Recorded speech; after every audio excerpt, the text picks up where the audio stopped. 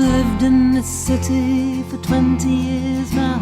I suppose this is where I belong.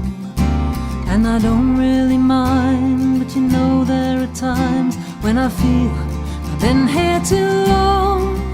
And I can't take the pace, I just need some space. I'm tired of my place in the world, and the hills and the heaven, the wind and the weather are calling to this city girl.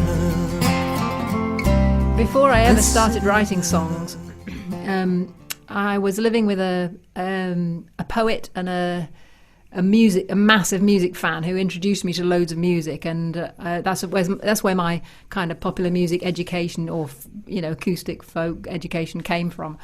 So he took me to loads of gigs, including Gregson and Collister and Nancy Griffith. And I can remember he, the way people make tapes for each other. Well, it used to be cassettes, didn't it? And I suppose that maybe they don't know what they do now, probably just send it on Facebook or something. But I remember he made me a cassette of songs, none of which I knew. And there was a mixture of jazz and folk and pop and soul and all sorts of stuff, and I loved it all. But the one thing I didn't like was there was a couple of Nancy Griffith tracks, and I really didn't like them because they seemed so, country is just kind of really jarring to someone who's not used to it. And anyway, he took me to see her at Rock City in Nottingham, and I think it must have just been as she was just becoming famous in the UK, and I stood within 10 yards of her, and I was absolutely smitten by the whole thing. It's a singer-songwriter thing, she was fabulous,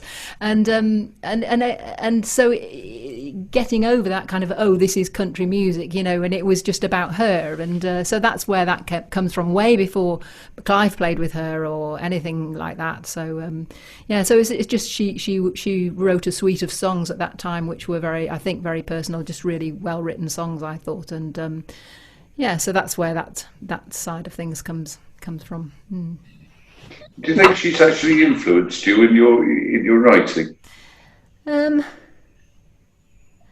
Probably not directly. I mean, I don't think I spent about 5 years when I decided I'd start writing songs, largely through having my heart broken several times, and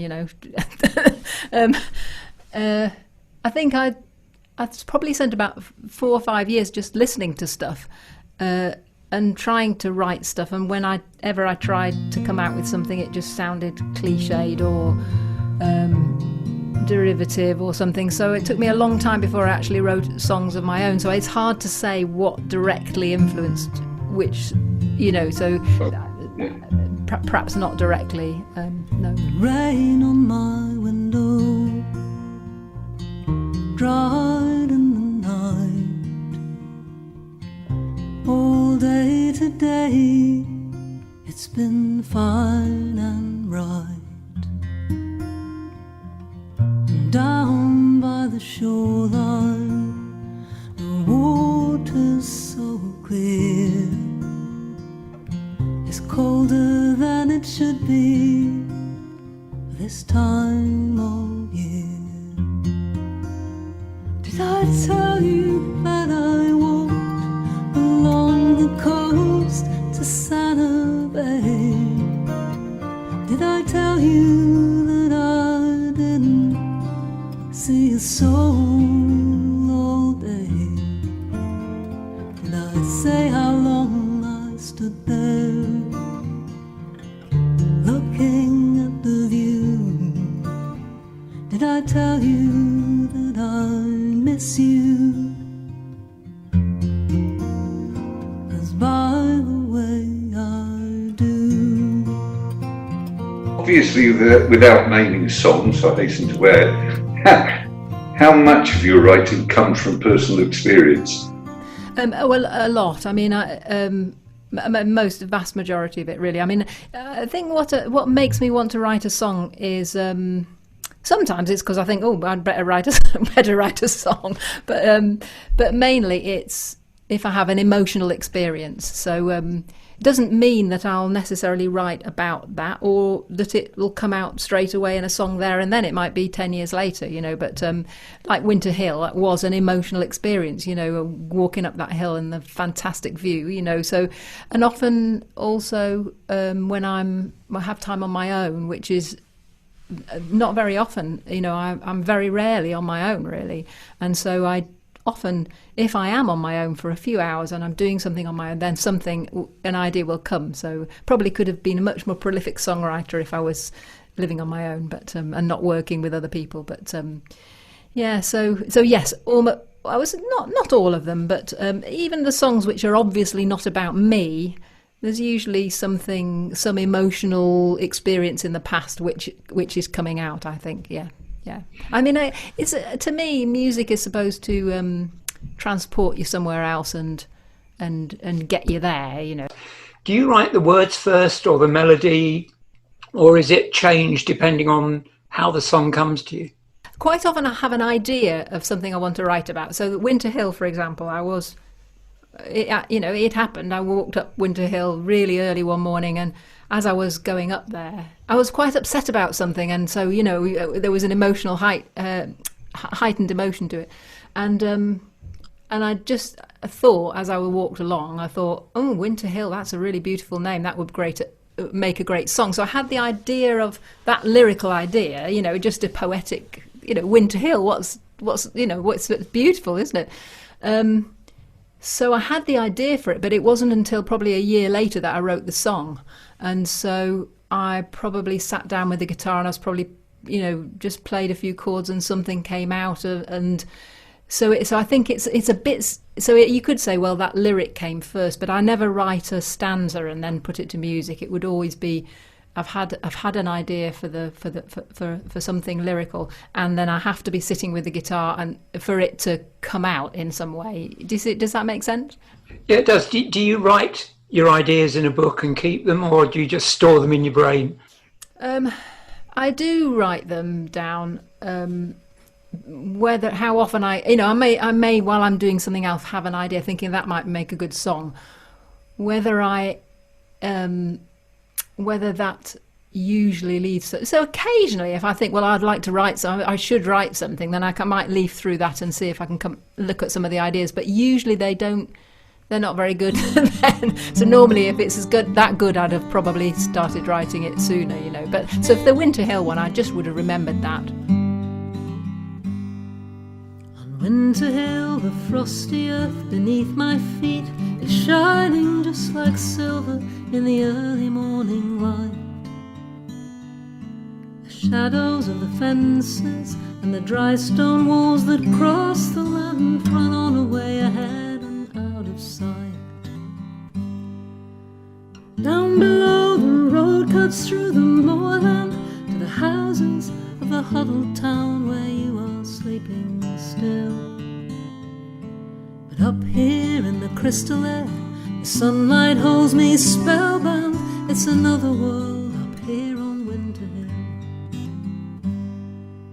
On Winter Hill, on days like this, it's said that you can see 100 miles or more stretch out on every side.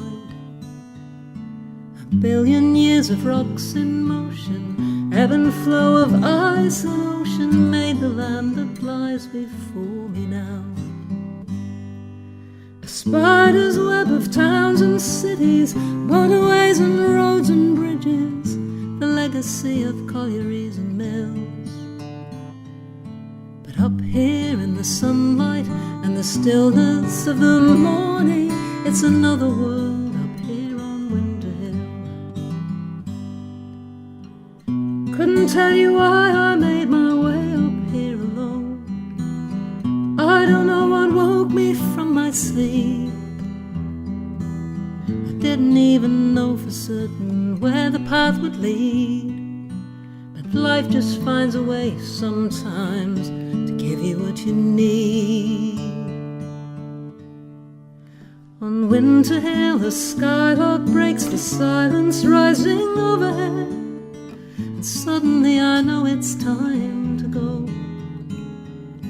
And I retrace my steps and head downhill across the moorland to the path that takes me back down to the road. Back to where I'll find you waiting with a coffee and a morning paper.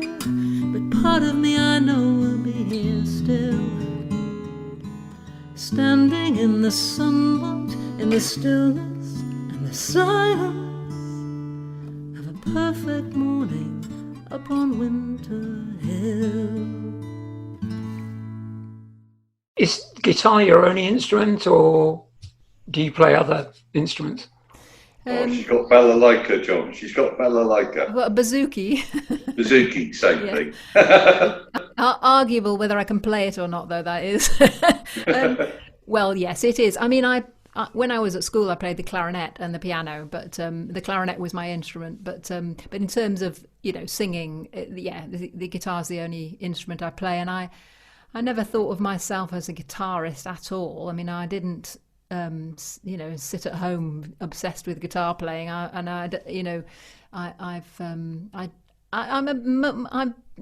My guitar consciousness is now raised a bit because I know guitarists and talk to them and listen to them, but I've never sort of sat there and think, oh, isn't that a Martin 00038 there? Never been interested me at all, really.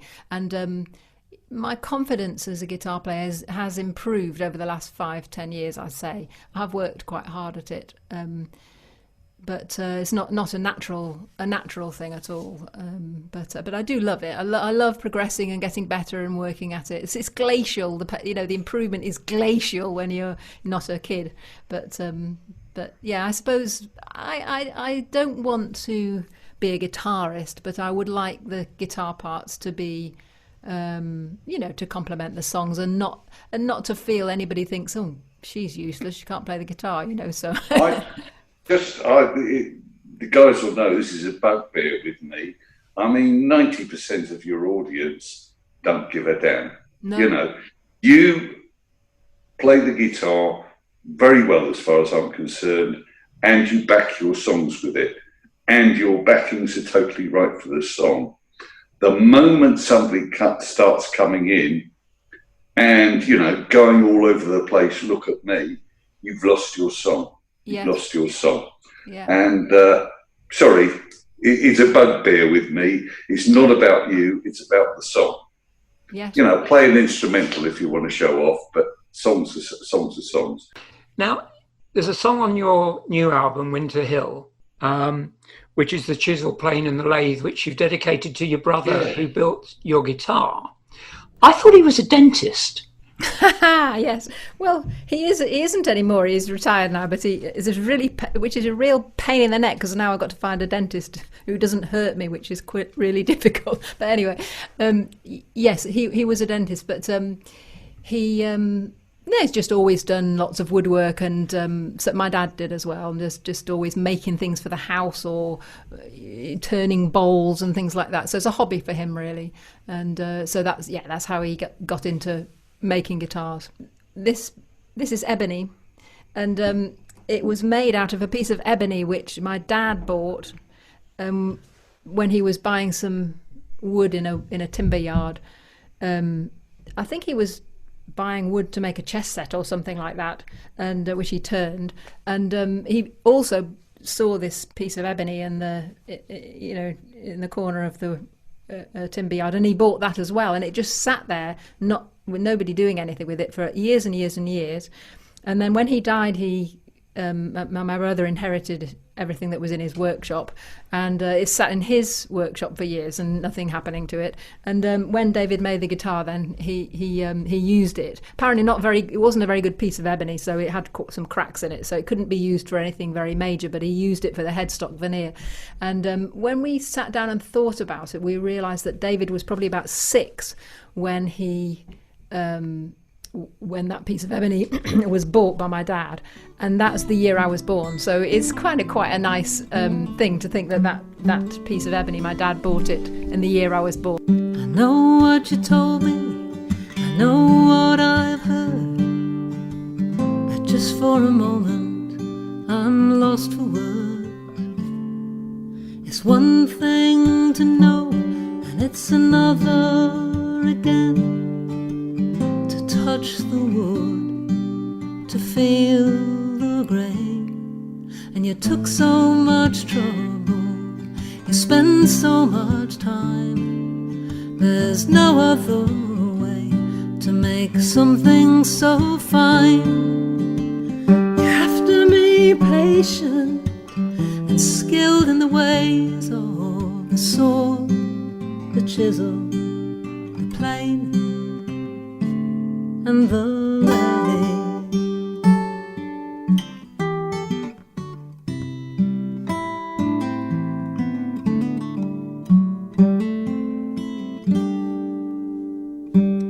I'm always working, I can't seem to stop, and you're just the same, chips off the block. There's something in trying to master your art, and the feeling you get when you work from the heart. And when you stand back to see what you've made, you hold in your hands the tools of your trade. The words and the notes on the slate, and yours the chisel, the plane, and the lathe.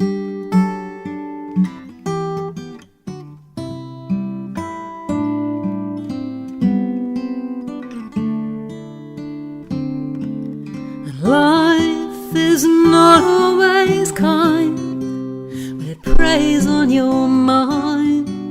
You have to escape it sometimes. And this thing that you've made, and the look on your face, I'll keep for the rest of my days.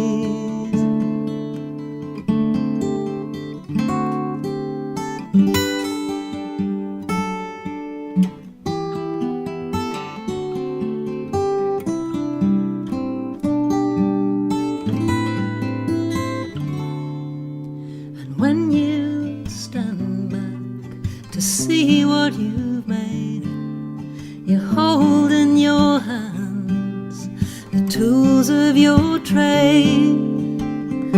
I know you'll get back as good as you gave, from the sword, the chisel, the plane, and the lathe.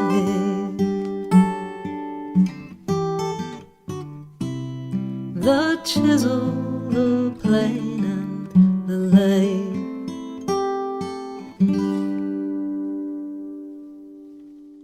How come you wrote the song about knitting?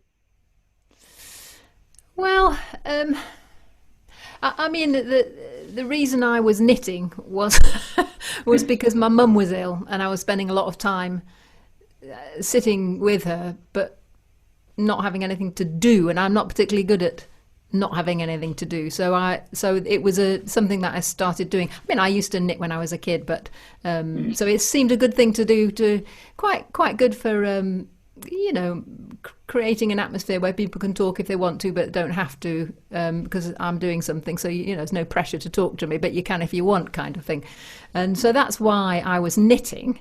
Why did I write a song about it? Well, there you go. There's a good question. I mean, I think as far as songwriting goes, my sort of forte, if I've got one, is the more slow, serious stuff.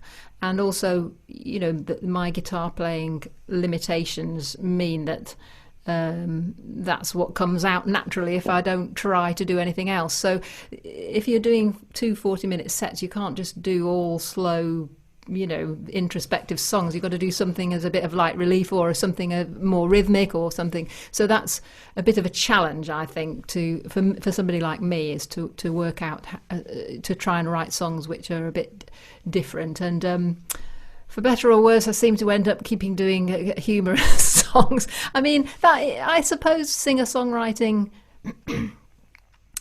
I suppose what appeals to me about it is it is a kind of expression of self. You know, when you become a fan of a singer-songwriter, then it may just be the songs, but it's something to do with them expressing themselves. And so humour is such a big part of my personality that I suppose it's a natural thing to come out with. And just had the idea, well, there's the swimming song, Loudon Wainwright's great song, which I think I'd been covering at the time. So I just kind of thought, well, what about a knitting song? So it's probably inspired by that, really. But I know it's not everybody's cup of tea, a comic song. And sometimes people say to me, I don't think you should do that, or you shouldn't tell jokes in between songs. Nonsense. Yeah, some people feel it's not really being a serious artist, but I kind of think for me, it's about, I do feel like I feel serious about what I do. Definitely, I feel that songwriting has come to be the thing that I'm most proud of that I do, and what I'm probably most care about music. I do like humour, so I don't think there's anything wrong with it. But I know some people feel differently. I learned the basic stitches when I was a child of 10. I don't think it made a big impression on me then. Now that I am middle-aged, it seems that I have reached the stage where knitting holds a strange attraction. Commonplace enough reaction. Knit one, purl one, knit two together. That's all you have to do. All you have to make yourself a pair of mittens or a sweater and an afternoon. Knit one, purl one, knit two together. Follow the pattern to the leather. Count the stitches as you go, but don't turn and start another row, 'cause there comes a time when you just have to stop. Don't forget to cast your stitches off.